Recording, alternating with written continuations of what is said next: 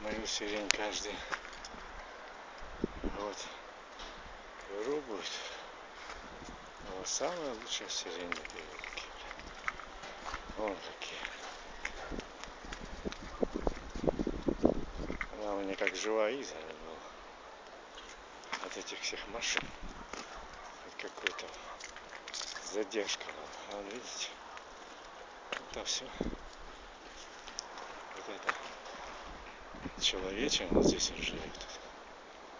Мороз его фамилия. Каждый год делает вырубку. Причем сам приглашает всех уголовников.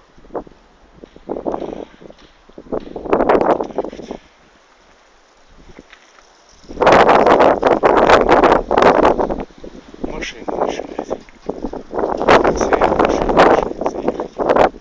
Это он расчистку делает каждый. Вот. Ну я вот сегодняшний число у нас какое? 17 марта, да? 17 посадили молодую сиреньку. Тут у меня дырка образовалась такая. Тоже такие. Вырубывали тут у меня. Вот там вот мужик живет. Большой. Тоже машина мешала все время.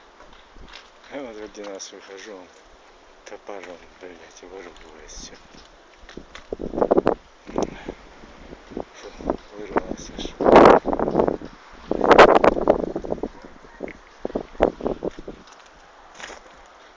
Так что я молодую сиреньку посадил.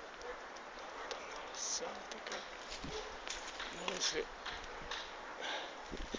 мороз не вырубает,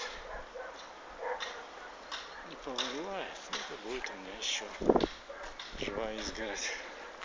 Это от машин, но просто нету продыху.